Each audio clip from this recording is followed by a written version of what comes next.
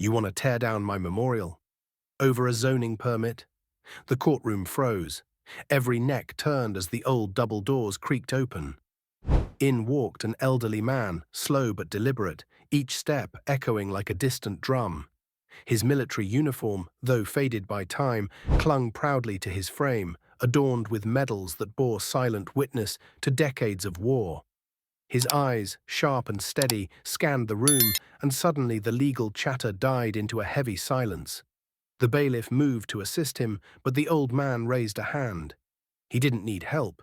He didn't come to plead. Colonel Robert Ellis, 82nd Airborne, Vietnam, Afghanistan, Iraq, he said, planting himself firmly before the judge. I've buried more brothers than you've celebrated birthdays. The judge glanced at the file before him, an alleged zoning violation for an unauthorized memorial, and frowned. Colonel, the prosecutor interrupted, sounding irritated, this isn't about your service. This is about building on government land without a permit. Ellis didn't blink. Unauthorized? He echoed. I didn't build a mall. I didn't claim the land. I raised a stone.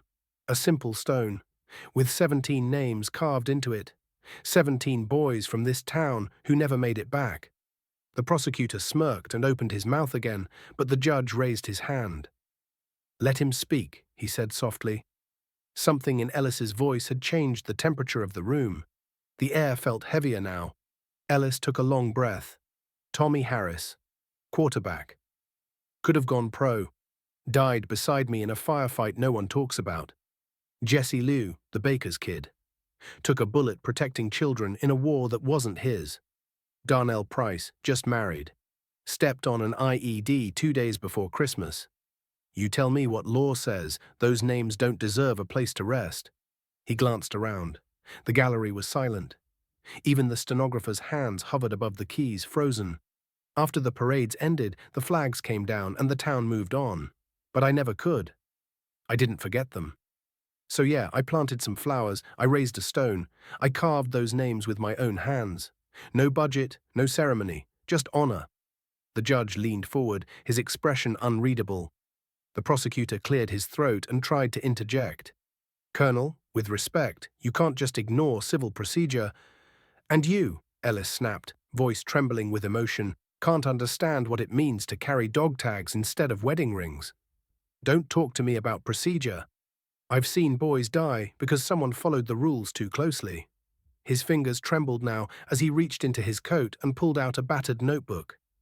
I carried this on every mission, wrote down every name, every last word they ever spoke, their favorite songs, their dreams. He opened to a page and began to read. Danny Ramirez, 19. Wanted to be a teacher. Last words. Tell my mom I'm not scared. A sniffle broke the silence. Angela Monroe, 23. Painted sunflowers. Last words. Did we win? The judge swallowed hard. The gallery sat motionless. The prosecutor had gone pale. Ellis stared directly at the bench. And now you want to bulldoze their memory. For what? A parking lot. For a long moment, there was only the hum of the courtroom lights. Then the judge stood up from his bench, something he almost never did, and walked down the steps toward Ellis. He stood before the old man, eyes brimming, and raised his hand in a firm, slow salute. Colonel Ellis returned it, spine straight, hand steady. The judge turned to face the room. This court has heard many arguments, but today we heard something deeper, a truth too powerful for policy to ignore. He looked at the prosecutor. This case is dismissed. The memorial stays. The silence shattered into applause. Reporters rushed to file their stories. Veterans stood and saluted. Town officials wiped away tears. Even the judge himself looked shaken by the gravity of what had just unfolded. Later that evening, people gathered by the memorial. Some brought flowers, others just stood in silence, letting the names on the stone speak. A new plaque was installed beside it days later. It read, "To those who served and to the ones who never came home, we remember now." So some memories are carved in stone, others in blood, but the ones that matter most live in our courage to never forget. Before we end the story, let us know in the comment, where are you watching from?